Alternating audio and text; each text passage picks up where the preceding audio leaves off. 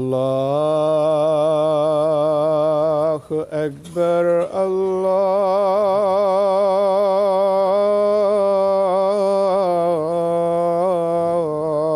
الله أكبر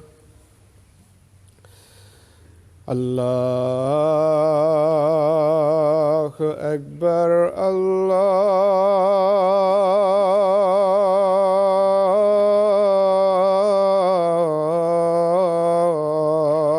الله أكبر أشهد أن لا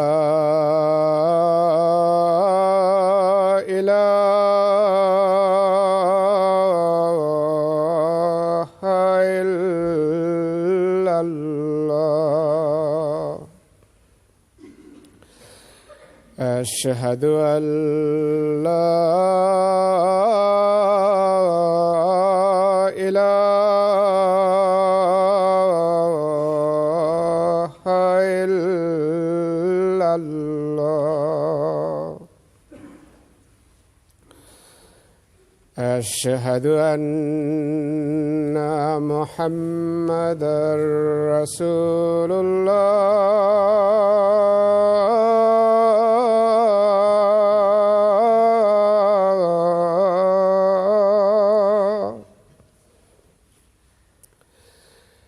أشهد أن محمدًا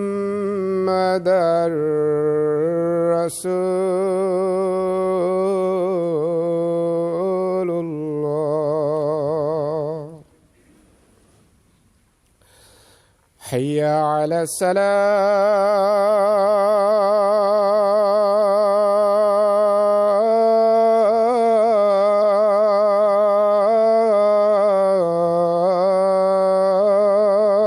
الصلاة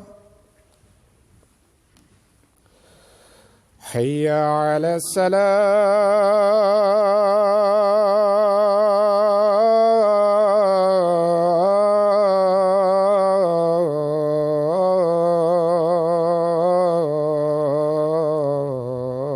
الصلاة حي على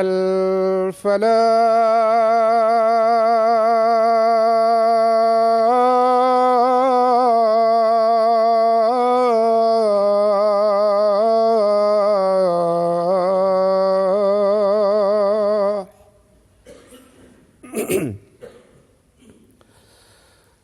حي على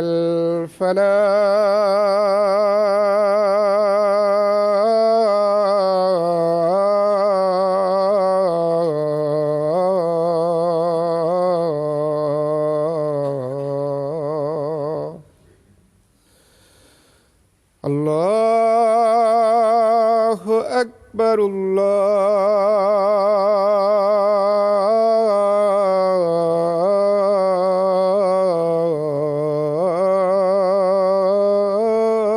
الله أكبر لا إله إلا الله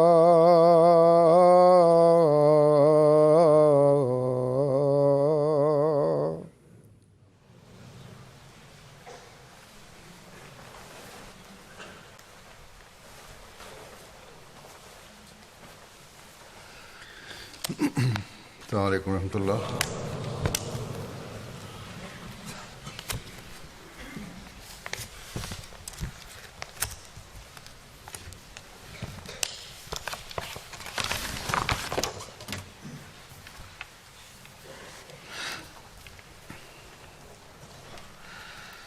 أشهد أن لا إله إلا الله وحده لا شريك له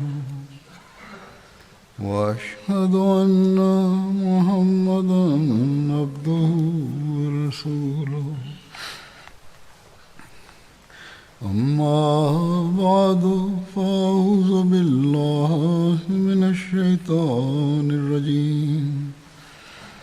بسم الله الرحمن الرحيم. الحمد لله رب العالمين الرحمن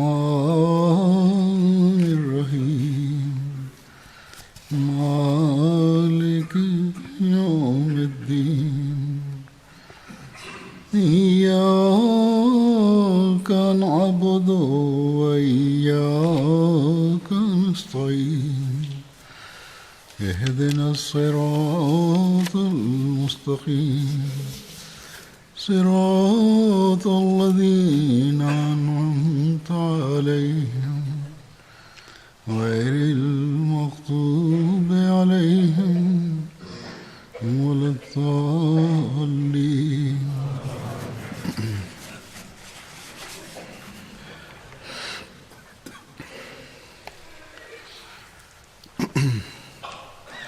ایک مومن کو، ایک ایسے شخص کو جو یہ دعویٰ کرتا ہے کہ میں خدا تعالیٰ پر ایمان رکھتا ہوں، اللہ تعالیٰ کے اس حکم کو ہمیشہ پیش نظر رکھنا چاہیے کہ اللہ تعالیٰ نے ہمیں عبادت کے لیے پیدا کیا ہے، جیسا کہ اللہ تعالیٰ فرماتا ہے وَمَا خَلَقْتُ الْجِنَّ وَالْإِنسَ إِلَّا لِيَعْبُدُونِ، یعنی ہم نے جن و انس کو عبادت کے لیے پیدا کیا ہے۔ پھر اللہ تعالیٰ نے ہمیں عبادت کے طریق بھی بتائے جن میں عملی حصہ بھی ہیں، یعنی ظاہری حرکات و سکنات اور دعاؤں کے الفاظ بھی ہیں، جسے ذکر بھی کہہ سکتے ہیں۔ نماز میں یہ دونوں باتیں موجود ہیں، یعنی ظاہری حرکات بھی ہیں اور ذکر بھی، دعائیں بھی ہیں۔ لیکن نمازوں کے علاوہ بھی ذکر اور دعائیں اور خدا تعالیٰ کو یاد رکھنا ایک مومن کا کام ہے۔ قرآن کریم میں ہی اللہ تعالیٰ نے بہت سی دعائیں مختلف انبیاء کے حوالے سے بتائی ہیں، جو ہم نماز میں بھی پڑھ سکتے ہیں اور چلتے پھرتے ذکر کے طور پہ بھی پڑھتے ہیں اور پڑھ سکتے ہیں۔ لوگ اپنے خطوں میں لکھتے ہیں کہ ہمیں فلاں مشکل ہے، فلاں پریشانی ہے، کوئی دعا اور ذکر بتائیں جس کا ورد ہم کرتے رہا کریں اور مشکلات اور پریشانیاں ہماری دور ہوں۔ عموماً لوگوں کو میں یہی لکھتا ہوں کہ نمازوں کی طرف توجہ دیں، سجدوں میں دعائیں کریں، نماز میں دعائیں کریں اور اپنے خدا تعالیٰ سے مدد مانگیں۔ لیکن آج میں ایک ذکر کے بارے میں بھی بتانا چاہتا ہوں جو آن حضرت صلی اللہ علیہ وسلم کی سنت بھی ہے اور خدا تعالیٰ کی طرف سے اتری ہوئی دعائیں بھی ہیں، اور جس کے مطالب پر غور کر کے پڑھنے سے جہاں انسان اللہ تعالیٰ کی توحید کا ادراک حاصل کرتا ہے، وہاں اللہ تعالیٰ کی حفاظت اور پناہ میں بھی آتا ہے، اور ہر قسم کے شرور سے ہی محفوظ رہتا ہے۔ آن حضرت صلی اللہ علیہ وسلم نہ صرف یہ کہ خود باقاعدگی سے روزانہ رات کو سونے سے پہلے ان آیات اور دعاؤں کو پڑھا کرتے تھے، بلکہ صحابہ کو بھی پڑھنے کی تلقین فرماتے تھے، اور بہت سی جگہوں پر ان دعاؤں کی، ان آیات کی اہمیت بیان فرمائی آپ نے، اس کے فوائد بیان فرمائے۔ آن حضرت صلی اللہ علیہ وسلم کے اپنے ذاتی عمل کے بارے میں اس سلسلے میں روایت آتی ہے۔ روایت میں آتا ہے کہ آن حضرت صلی اللہ علیہ وسلم ہمیشہ سوتے وقت آیت الکرسی، سورہ اخلاص، سورہ فلق اور سورہ ناس یعنی قرآن کریم کی یہ جو آخری 3 صورتیں ہیں اور آیت الکرسی 3 دفعہ پڑھ کر ہاتھوں پر پھونکتے اور پھر اپنے ہاتھوں کو جسم پر اس طرح پھیرتے کہ سر سے شروع کر کے جہاں تک جسم پر ہاتھ جا سکتا جسم پر پھیرتے. بس جس کام کو آپ نے باقاعدہ جاری رکھا یا باقاعدگی سے کیا، یہ آپ کی سنت بنی، اور اس کام کو ہر مسلمان کو کرنا چاہیے. اور ہم احمدی جن کو اس زمانے میں حضرت صلی اللہ علیہ وسلم کی ہر سنت پر عمل کرنے کی طرف حضرت مسیح علیہ السلام نے مزید رہنمائی فرمائی ہے، ہمیں اس پر عمل کرنے کی خاص کوشش کرنی چاہیے، اور خاص طور پر ان حالات میں جن میں سے ہم گزر رہے ہیں. دعاؤں اور نمازوں اور اذکار کی طرف خاص طور پر نہ صرف اپنی ذاتی، روحانی اور دنیاوی ضروریات کے لیے توجہ دینی چاہیے، بلکہ جماعتی فتنوں اور فسادوں اور حاسدوں اور دشمنوں کے شر سے بچنے کے لیے بھی ایک انتہائی اہم فرض سمجھ کر توجہ دینی چاہیے. اس ذکر اور آیات کی اہمیت بعض اور احادیث سے بھی ملتی ہیں جو میں آپ کے سامنے رکھتا ہوں. جہاں تک آیت الکرسی کا تعلق ہے، اس کے بارے میں 2 جمعے پہلے میں بیان کر چکا ہوں. آج قرآن کریم کی آخری 3 صورتوں کے بارے میں احادیث کے حوالے سے بات کروں گا. کس طرح بار بار اور مختلف رنگ میں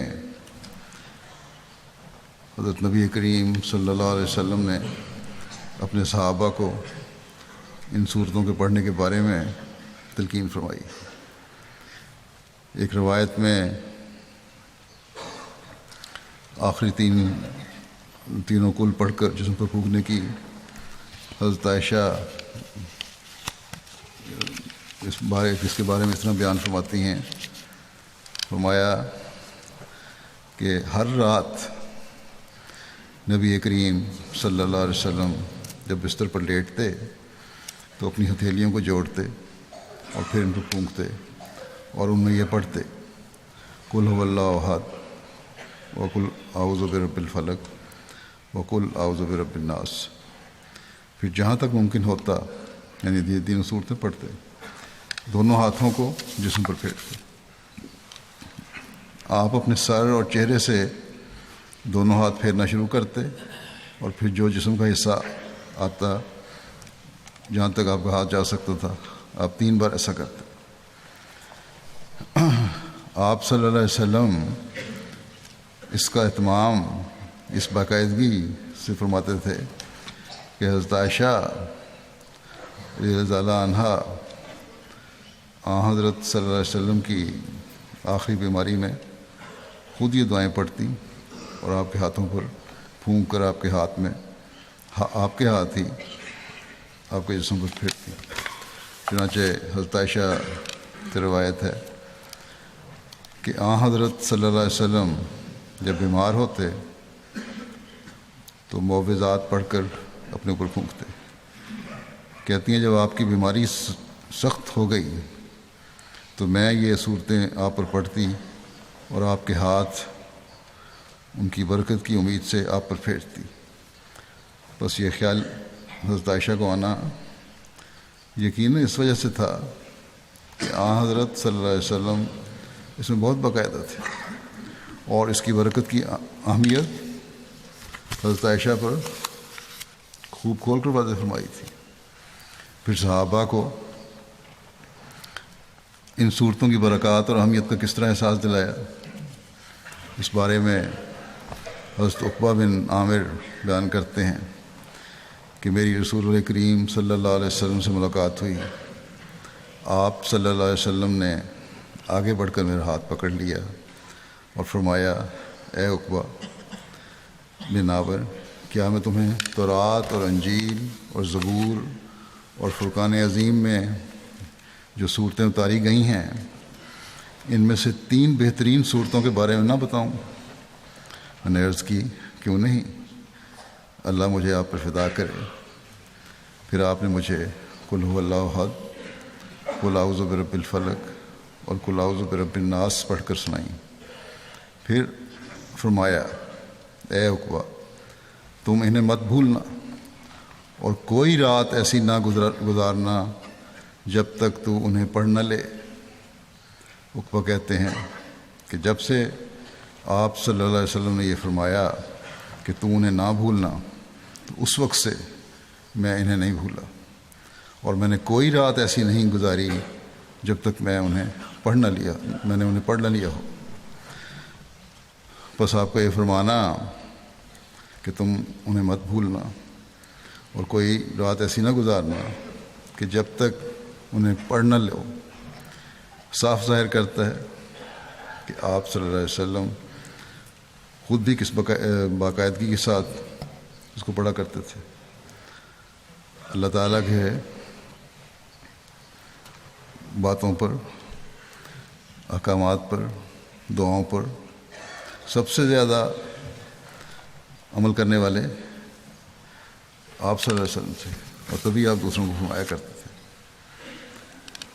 پھر سورہ اخلاص کی اہمیت کے بارے میں، یعنی قل هو اللہ احد جو سورت شروع ہوتی ہے، اس کے بارے میں ایک حدیث میں اس طرح ذکر ملتا ہے۔ حضرت ابو سعید خدری روایت کرتے ہیں کہ ایک شخص نے ایک آدمی کو قل هو اللہ احد پڑھتے ہوئے سنا جو اس کو بار بار پڑھ رہا تھا۔ جب صبح ہوئی تو اس نے رسول اللہ صلی اللہ علیہ وسلم کی خدمت میں حاضر ہو کر ساری بات بیان کی، اور گویا کہ وہ اس شخص کو کم یا چھوٹا سمجھ رہا تھا، اس لیے شکایت کے رنگ میں بیان کیا۔ اس پر رسول کریم صلی اللہ علیہ وسلم نے فرمایا قسم ہے اس ذات کی جس کے ہاتھ میں میری جان ہے، یہ قرآن کے تیسرے حصے کے برابر ہے۔ حضرت ابو سعید خدری رضی اللہ تعالیٰ عنہ اس ضمن میں جگہ تفصیل یوں بیان کرتے ہیں کہ نبی کریم صلی اللہ علیہ وسلم نے اپنے اصحاب سے فرمایا کیا تم میں سے کوئی اس بات سے عاجز ہے کہ ایک رات میں 1/3 قرآن مجید پڑھے؟ اس بات صحابہ پر بڑی گراں گزری۔ انہوں نے کہا یا رسول اللہ ہم میں سے کون اس کی طاقت رکھتا ہے کہ 1/3 قرآن کریم رات میں پڑھ لے؟ آپ صلی اللہ علیہ وسلم نے فرمایا کہ اللہ الواحد الصمد، یعنی سورہ اخلاص 1/3 قرآن ہے۔ سورہ اخلاص کے قرآن کریم کے تیسرے حصے کے حوالے سے صحیح مسلم نے ایک روایت اس طرح لکھی ہے۔ حضرت ابو ہریرہ رضی اللہ عنہ روایت کرتے ہیں کہ رسول اللہ صلی اللہ علیہ وسلم نے فرمایا تم جمع ہو جاؤ، میں تمہیں قرآن کا تیسرا حصہ پڑھ کر سناؤں گا۔ اکٹھا کیا، جمع کیا ساروں کو، مسجد میں آ جاؤ۔ بس لوگ اکٹھے ہو گئے۔ پھر نبی کریم صلی اللہ علیہ وسلم باہر تشریف لائے اور قل هو اللہ احد کی تلاوت فرمائی۔ پھر آپ صلی اللہ علیہ وسلم اندر تشریف لے گئے۔ صحابہ کہتے ہیں کہ ہم میں سے کسی نے کہا کہ میرا خیال ہے کہ آسمان سے کوئی خبر یعنی وحی آئی ہے جس کی وجہ سے آپ اپنے گھر میں داخل ہوئے ہیں، اندر چلے گئے ہیں۔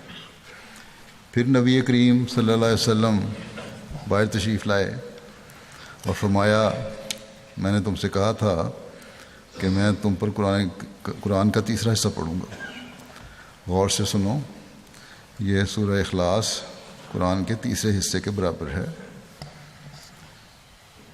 آپ صلی اللہ علیہ وسلم نے اس کو تیسرا حصہ کیوں کہا؟ اس لیے کہ اللہ تعالیٰ نے قرآن کریم کو توحید کو ثابت کرنے اور اس کے قیام کے لیے نازل فرمایا۔ بس اس صورت میں بڑے واضح اور جامع انداز میں اور الفاظ میں توحید کا بیان کیا گیا ہے۔ بس اس کے الفاظ پر غور کرنے اور عمل کرنے سے انسان حقیقی توحید پر عمل کر سکتا ہے، اور قرآن کریم کو پھر خدائے واحد کا کلام سمجھ کر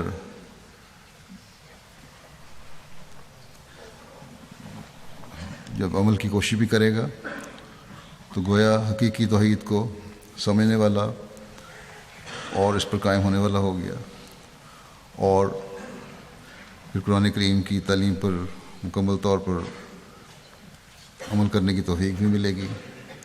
تو انسان کو صرف اتنا ہی نہیں ہے سمجھ لینا چاہیے کہ میں نے سورہ اخلاص پڑھ لی تو 3 حصے قرآن کریم پڑھ لیا۔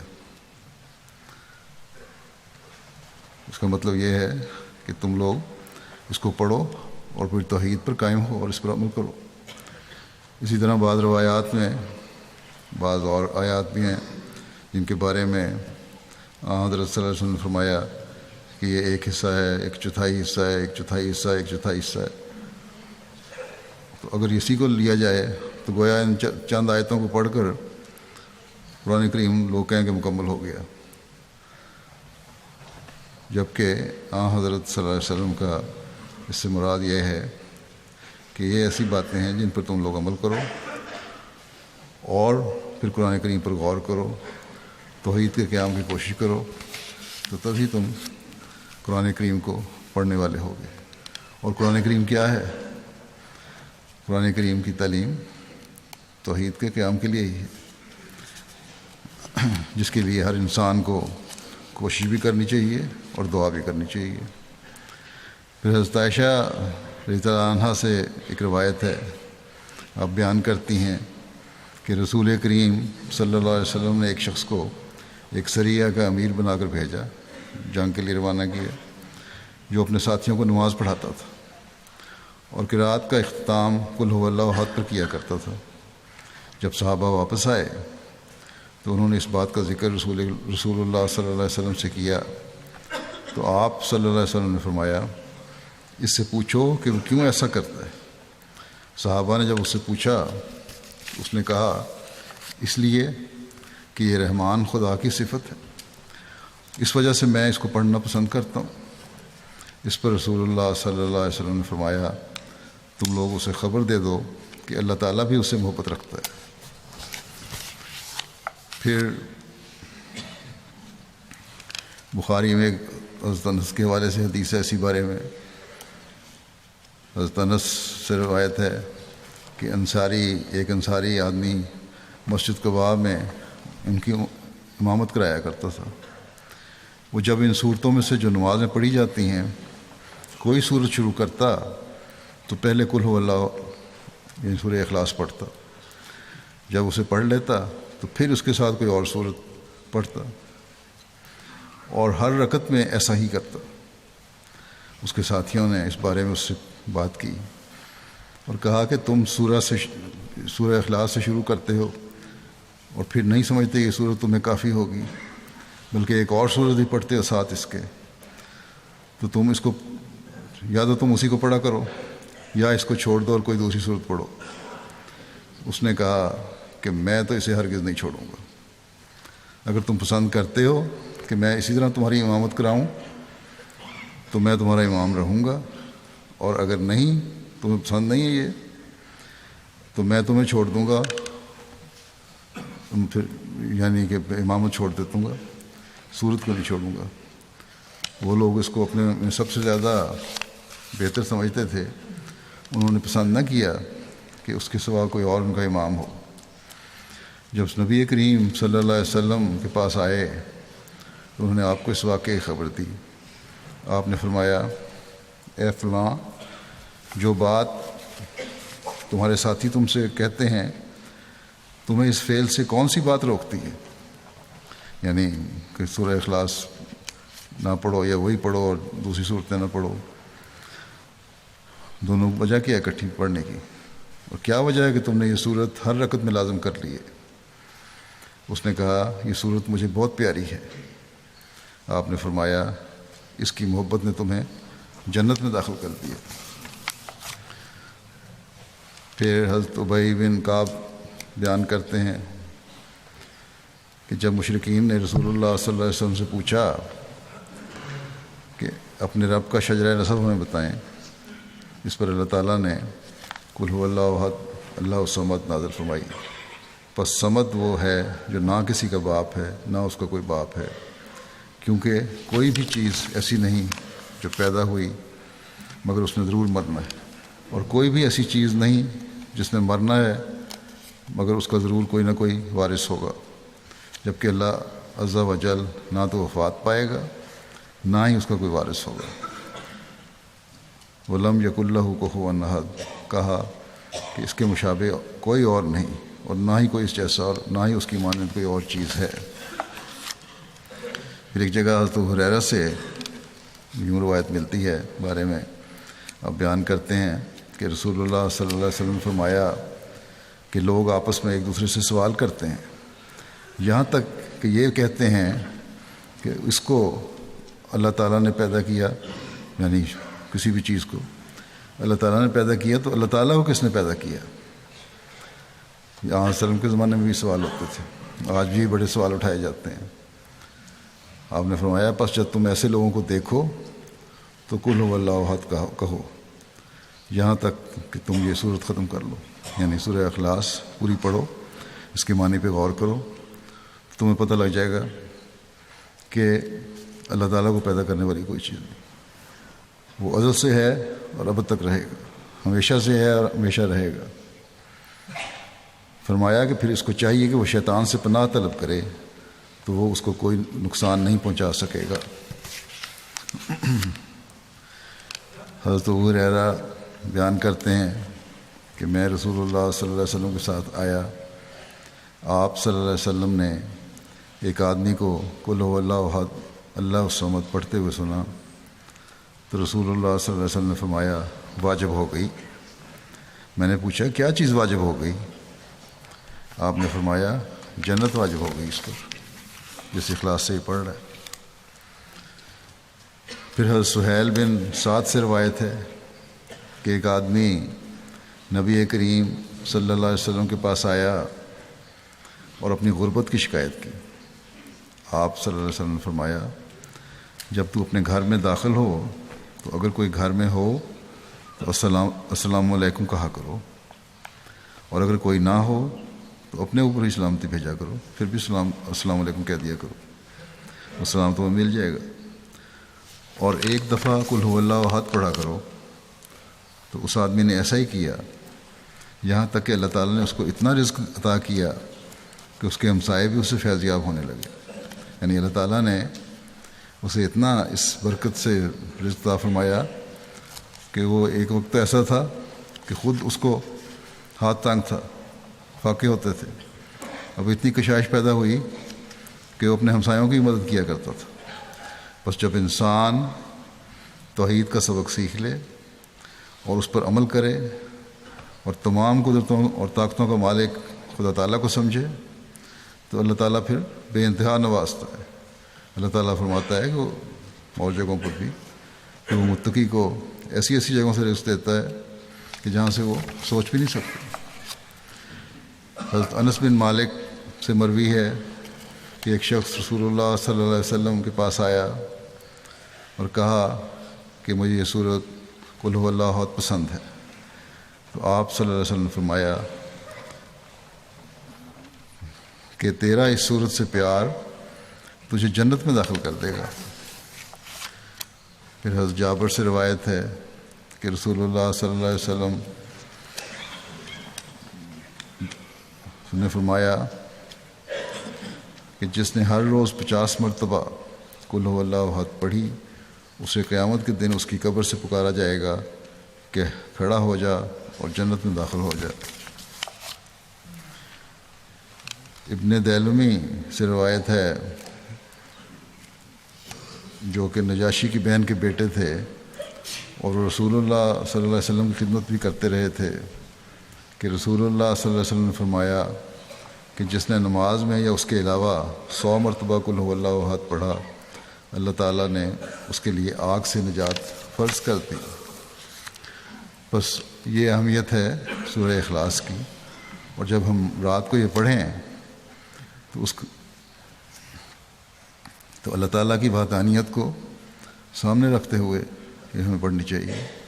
جب ہم کہیں کہ خدا تعالیٰ احد ہے تو ساتھ ہی اس کے صمد ہونے کا مقام بھی اور مرتبہ بھی ہمارے سامنے آنا چاہیے۔ سمد وہ چیز ہے جو کسی کی محتاج نہیں ہے اور کبھی ختم ہونے والی نہیں ہے، کبھی ہلاک ہونے والی نہیں ہے۔ حضرت مسیح علیہ الصلوۃ والسلام نے اس بات کو اس طرح بیان فرمایا ہے کہ سمد کے معنی میں ہیں کہ وجود اس کے تمام چیزیں ممکن وجود اور حالقۃ ذات ہیں، یعنی جو پیدا ہو سکتی ہیں اور ہوتی ہیں اور ختم ہونے والی ہیں، انہیں فنا ہے۔ لیکن اللہ تعالیٰ کی ذات ایسی ہے جو سمد ہے۔ لوگ سمجھتے ہیں کہ اللہ سمد کا مطلب بے نیاز ہے۔ بے نیازی اس کی یہ ہے کہ اس کو نہ وہ ہلاک ہونے والا ہے، ختم ہونے والا ہے، اور نہ اس جیسی کوئی چیز پیدا ہو سکتی ہے۔ بس یہ ہمارا خدا ہے جو ہمیشہ سے ہے اور ہمیشہ رہے گا۔ اور آپ فرماتے ہیں کہ خدا اپنی ذات اور صفات اور جلال میں ایک ہے، کوئی اس کا شریک نہیں، سب اس کے حاجت مند ہیں۔ ذرہ ذرہ اس سے زندگی پاتا ہے، وہ کل چیزوں کے لیے مبدأ فیض ہے، یعنی دنیا کا فائدہ پہنچانے والی اور فیض دینے والی اسی کی ذات ہے، اسی سے ہر چیز فیض کے چشمے پھوٹتے ہیں، اور آپ کسی سے فیض یاب نہیں ہوتا، یعنی اس کو کوئی فیض پہنچانے والا نہیں، وہی ہے جو دنیا کو فیض پہنچا رہا ہے۔ وہ نہ کسی کا بیٹا ہے، نہ کسی کا باپ ہے، اور کیوں کر ہو کہ اس کا کوئی ہم ذات نہیں۔ قرآن نے بار بار خدا کا کمال پیش کر کے اور اس کی عظمت دکھلا کے لوگوں کو توجہ دلائی ہے کہ دیکھو ایسا خدا دلوں کو مرغوب ہے، نہ کہ مردہ اور کمزور اور کم رحم اور کم قدرت۔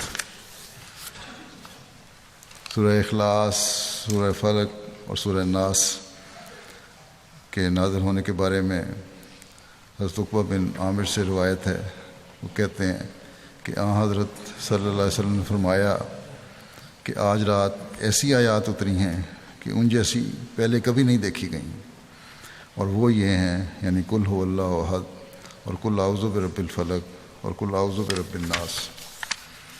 پھر احادیث میں تینوں کل پڑھنے کی اہمیت کے بارے میں روایت آتی ہے۔ حضرت عقبہ بن عامر جوہنی بیان کرتے ہیں کہ ایک دفعہ میں ایک جنگی سفر میں آپ صلی اللہ علیہ وسلم کی سواری کی مہار پکڑ کر آگے آگے چل رہا تھا کہ آپ نے فرمایا اے عقبہ پڑھ۔ میں نے آپ کی طرف کان لگایا تاکہ آپ جو فرمائیں وہ میں سن کر پڑھ لوں۔ پھر کچھ دیر کے بعد فرمایا اے عقبہ پڑھ۔ میں پھر متوجہ ہوا کہ کیا فرماتے ہیں، اب کیا پڑھوں میں؟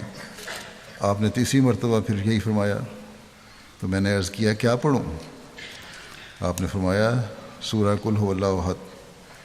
پھر آپ نے آخر تک سورت پڑھی، پھر آپ نے سورت قل اعوذ برب الفلق آخر تک پڑھی، میں بھی آپ کے ساتھ پڑھتا رہا۔ پھر آپ نے سورہ قل اعوذ برب الناس آخر تک پڑھی، میں بھی آپ کے ساتھ پڑھتا رہا۔ پھر آپ نے فرمایا کسی شخص نے ان جیسی صورتوں یا کلام کے ساتھ اللہ تعالیٰ کی پناہ حاصل نہیں کی، یعنی یہ ایسا کلام اور ایسی دعا ہے کہ جس سے انسان اللہ تعالیٰ کی پناہ میں آ جاتا ہے اور کبھی ضائع نہیں ہوتا اور تمام شرور سے بچتا ہے۔ اللہ تعالیٰ کی پناہ اس سے بہتر مانگنے کا اور کوئی ذریعہ ہی نہیں، اور حدیث میں ملتا ہے روایت آپ نے فرمایا کہ اس سے بہتر اللہ تعالیٰ کی اور کوئی پناہ نہیں۔ پھر سورہ فلق اور الناس کے بارے میں حضرت عقبہ بن عامر سے روایت ہے کہ میں ایک سفر میں رسول اللہ صلی اللہ علیہ وسلم کی سواری کی لگام پکڑے چل رہا تھا۔ آپ نے فرمایا عقبہ کیا میں تجھے ایسی 2 صورتیں نہ سکھاؤں جن کی قرأت انتہائی بہتر اور نفع بخش ہے؟ میں نے عرض کیا کہ کیوں نہیں یا رسول اللہ؟ تو آپ نے فرمایا قل اعوذ برب الفلق اور قل اعوذ برب الناس۔ اور جب آپ نے صبح کی نماز کے لیے پڑاؤ کیا تو آپ نے انہی کی قرأت کی یہی تلاوت کی۔ پھر جب آپ نے نماز ادا کر لی تو میری طرف متوجہ ہوئے، فرمایا اے عقبہ تو کیسے دیکھتا ہے؟ شاید اس لحاظ سے بھی کہ انہوں نے کہا وہ بڑی چھوٹی صورتیں پڑھی ہیں۔ آپ نے فرمایا ان میں تو سب کچھ ہے۔ ایک روایت میں آتا ہے کہ حضرت ابو سعید سے روایت ہے کہ رسول اللہ صلی اللہ علیہ وسلم جنات کی نظر سے اور انسانوں کی نظر سے پناہ مانگا کرتے تھے۔ جب معوذتین نازل ہوئیں تو آپ صلی اللہ علیہ وسلم نے ان کو اختیار کر لیا اور باقی سب ترک کر دیا۔ پہلے جو دعائیں تھیں بھی اس معاملے میں ان کو ختم کر دیا اور یہی پھر پڑھا کرتے تھے۔ حضرت ابن عباس سے مروی ہے، ابن عابس، کہ ایک مرتبہ رسول اللہ صلی اللہ علیہ وسلم نے مجھ سے فرمایا کہ اے ابن عابس، کیا میں تمہیں تعوذ کے سب سے افضل کلمات کے بارے میں نہ بتاؤں، پناہ لینے کے بارے میں؟ بہترین پناہ کس طرح کی ہے؟ جن سے پناہ مانگنے والا پناہ مانگا کرتے ہیں۔ میں نے عرض کیا یا رسول اللہ کیوں نہیں؟ آپ نے فرمایا وہ صورتیں ہیں سورہ فلق اور سورہ ناس۔ پھر آخری دو صورتوں کی اہمیت بیان کرتے ہوئے ایک صحابی کہتے ہیں کہ ہم لوگ ایک مرتبہ رسول اللہ صلی اللہ علیہ وسلم کے ساتھ کسی سفر میں تھے۔ چونکہ سواری کے جانور کم تھے اس لیے لوگ باری باری سوار ہوتے تھے۔ ایک موقع پر رسول اللہ صلی اللہ علیہ وسلم اور میرے اترنے کی باری تھی۔ رسول اللہ صلی اللہ علیہ وسلم پیچھے سے میرے قریب آئے اور میرے کندھوں پر ہاتھ رکھ کر فرمایا کہ اعوذ برب الفلق پڑھو۔ میں نے یہ کلمہ پڑھ لیا۔ اسی طرح نبی کریم صلی اللہ علیہ وسلم نے یہ سورت مکمل پڑھی اور میں نے بھی آپ صلی اللہ علیہ وسلم کے ساتھ اسے پڑھ لیا۔ پھر اسی طرح اعوذ برب الناس پڑھنے کے لیے فرمایا اور پوری سورت پڑھی جسے میں نے بھی پڑھ لیا۔ پھر آپ نے فرمایا جب نماز پڑھا کرو تو یہ دونوں صورتیں نماز میں پڑھ لیا کرو۔ عقبہ بن عامر جوہنی سے روایت ہے کہ میں ایک سفر میں رسول اللہ صلی اللہ علیہ وسلم کے ساتھ تھا۔ جب فجر طلوع ہوئی تو آپ صلی اللہ علیہ وسلم نے اذان کہی اور اقامت کہی۔ پھر مجھے اپنے دائیں جانب کھڑا کیا۔ پھر آپ نے معوذتین کے ساتھ قرات کی۔ جب آپ نماز سے فارغ ہوئے تو فرمایا تو نے کیسا دیکھا؟ وہ پہلے والی روایت سے ملتا ہے۔ میں نے عرض کی کہ تحقیق میں نے دیکھ لیا ہے یا رسول اللہ۔ تو آپ صلی اللہ علیہ وسلم نے فرمایا تو یہ دونوں پڑھا کر جب بھی تو سوئے اور جب بھی اٹھے۔ بس یہ اہمیت ہے ان صورتوں کی، اور اس زمانے میں ان کے پڑھنے کی اہمیت اور بھی بڑھ گئی ہے۔ ذاتی طور پر ہماری روحانی ترقی اور شیطان کے حملوں سے بچنے کے لیے، اور جماعتی طور پر اسلام کے خلاف جو سازشیں ہو رہی ہیں ان سے بچنے کے لیے۔ آج کل اسلام کے خلاف ایک طرف اسلام مخالف طاقتوں کی بڑی ہوشیاری سے کوششیں جاری ہیں، تو دوسری طرف نام نہاد مسلمان علماء اور مسلمان لیڈر انہوں نے ایک ایسی صورتحال پیدا کر دی ہے جہاں فتنہ اور فساد پیدا ہو چکا ہے۔ مسلمان علماء مسیح موعود علیہ السلام کے خلاف بھی عامۃ المسلمین کو بھڑکا کر شیطانی قوتوں کو اور موقع دے رہے ہیں کہ ان کے ہاتھ مضبوط ہوں۔ اسی طرح دہریت ہے تو وہ بھی آج کل اپنے زوروں پر ہے۔ اس بات کو بیان فرماتے ہوئے کہ سورہ فلق کے حوالے سے حضرت مسیح علیہ السلام ایک جگہ وضاحت فرماتے ہوئے فرماتے ہیں کہ تم جو مسیح موعود کے دشمنوں کا نشانہ بنو گے، یوں دعا مانگا کرو کہ میں مخلوق کے شر سے جو اندرونی اور بیرونی دشمن ہیں خدا کی پناہ مانگتا ہوں جو صبح کا مالک ہے، یعنی روشنی کا ظاہر کرنا اس کے اختیار میں۔ یہ روشنی روحانی روشنی ہے جو مسیح موعود کے آنے سے ظاہر ہوئی، اور میں اندھیری رات کے شر سے جو انکار مسیح موعود کے فتنوں کی رات ہے خدا کی پناہ مانگتا ہوں۔ ان میں ایک تو اسلام دشمن لوگ ہیں جو اسلام کی تعلیم پر اعتراض کرتے ہیں، اور دوسرے علماء اسلام ہیں جو اپنی غلطی کو چھوڑنا نہیں چاہتے اور مسیح موعود کے خلاف لوگوں کو بھڑکانے میں مصروف ہیں، جن میں پاکستان کے علماء ہم دیکھتے ہیں کہ سر فہرست ہیں۔ بس ایسے حالات میں پاکستان میں تو احمدیوں کو خاص طور پر اس سنت کو جاری کرنے کی ضرورت ہے۔ حضرت مسیح علیہ السلام فرماتے ہیں کہ سورہ فلق میں جو شر غاسق اذا وقب کہا گیا ہے، اس میں اندھیری رات کے شر کے فتنہ سے بچنے کی دعا ہے۔ غاسق کہتے ہیں رات کو، اور وقب کا مطلب ہے کہ اندھیرے اور ظلمت کا چھا جانا، اور یہ اندھیری رات کا فتنہ مسیح موعود کے انکار کے فتنہ کی شب تار ہے، جس سے پناہ مانگی گئی ہے۔ افسوس ہے کہ مسلمانوں کی حالت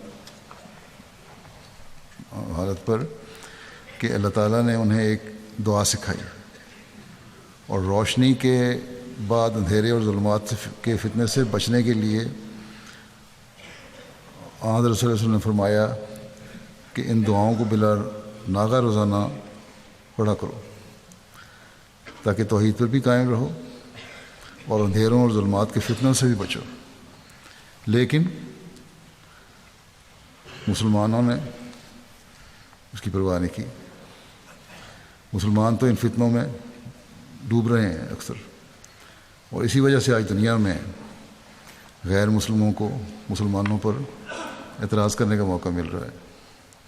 بہرحال مسلمانوں کی یہ حالت ہمیں تو جو دلاتی ہے کہ ان صورتوں پر غور کر کے پڑھیں، تاکہ ان اندھیروں سے ہم بچ سکیں۔ شر النفاسات فی العقد بھی اللہ تعالیٰ کی پناہ میں، جو شر ہیں نفاسات کے جو گرے ہیں، ان میں سے بھی اللہ تعالیٰ کی پناہ میں ہم رہیں، یعنی ان لوگوں سے جو اسلام اور احمدیت کے خلاف بڑے طریقے سے لوگوں کے دلوں میں بغض و کینہ پیدا کر رہے ہیں۔ اور اس میں جیسا کہ میں نے کہا، غیر مسلم اور نام نہاد علماء دونوں شامل ہیں۔ ایک تو دین کے خلاف ہونے کی وجہ سے اپنی کارروائیاں کر رہے ہیں غیر مسلم، اسلام کے خلاف ہونے کی وجہ سے کارروائیاں کر رہے ہیں، اور دوسرے دین کے نام پر اللہ تعالیٰ کے بھیجے ہوئے خلاف لوگوں کو بھڑکا کر یہ کارروائیاں کر رہے ہیں، اور دونوں ہی اس زمرے میں شامل ہیں جن کے بارے میں فرمایا کہ ومن شر النفاسات فی العقد۔ پھر سورہ ناس میں اللہ تعالیٰ کی ربوبیت اور مالکیت اور حقیقی معبود ہونے کا بیان ہے۔ یہ بیان کر کے اس کی پناہ میں آنے اور شیطان کے وسوسوں سے بچنے کی دعا کی۔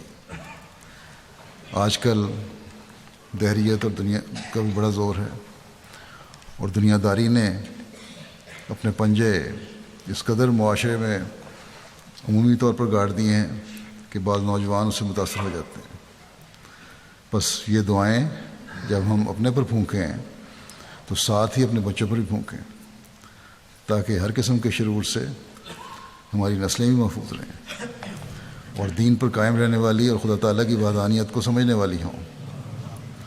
اللہ تعالیٰ کرے کہ ہم میں سے ہر ایک ان صورتوں کے مضمون کو سمجھتے ہوئے حضرت صلی اللہ علیہ وسلم کی سنت پر عمل کرنے والا ہو، خدا تعالیٰ کی وحدانیت کا مضمون ہم پر واضح ہو، اس کے علاوہ کسی اور کے آگے نہ ہم جھکنے والے ہوں، اسی کو سب طاقتوں کو سرچشمہ سمجھیں، نہ صرف دل میں بلکہ اپنے ہر عمل سے اسے ثابت کریں کہ اللہ تعالیٰ ہی سب طاقتوں کا سرچشمہ ہے، ہر روشنی کا منبع ہے اور ہر فیض کا دینے والا ہے۔ مخلوق کے شر سے بچنے کے لیے اللہ تعالیٰ کے آگے جھکیں بجائے اس کے کہ مخلوق سے امید رکھیں۔ حضرت مسیح موعود علیہ السلام کو مان کر جس روشنی کو ہم نے حاصل کر لیا ہے، جو حضرت صلی اللہ علیہ وسلم کے حقیقی نور کا پرتاؤ ہے، اللہ تعالیٰ سے دعا کریں کہ اللہ تعالیٰ ہمیں اس پر ہمیشہ قائم رکھے اور کبھی ہم اندھیروں اور ظلمات میں بھٹکنے والے نہ ہوں، اور اللہ تعالیٰ کے انعاموں میں سے جو خلافت کا انعام ملا ہے ہمیں، اس سے ہم ہمیشہ وابستہ رہیں۔ ہر نقصان پہنچانے والے کے شر سے اللہ تعالیٰ ہمیں اپنی پناہ میں رکھے چاہے وہ دینی شر ہے یا دنیاوی شر ہے. ہر حاسد کی حسد سے اور اس کے نقصانات سے اللہ تعالیٰ ہمیں محفوظ رکھے. ہمیشہ خدا تعالیٰ کو ہی ہم اپنا رب اور اپنا پالنے والا سمجھ کر اس کی پناہ میں رہیں. سب بادشاہوں سے افضل خدا تعالیٰ کو سمجھیں اور اس کی مالکیت پر کامل یقین رکھنے والے ہوں. اسے اس معبود حقیقی کی عبادت کے بھی حق ادا کرتے ہوئے ہر دم اس کی پناہ میں آنے کی کوشش کریں.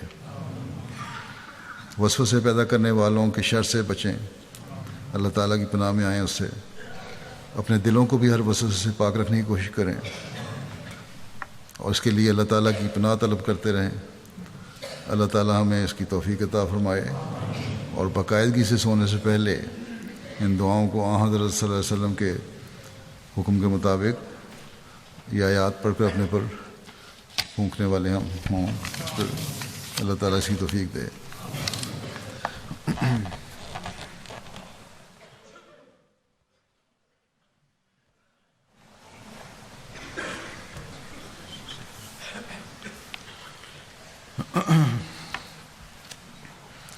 الحمد لله نحمده ونستعينه ونستغفره ونؤمن به ونتوكل عليه ونعوذ بالله من شرور أنفسنا ومن سيئات أعمالنا. من يهده الله فلا مضل له ومن يضلل فلا هادي له.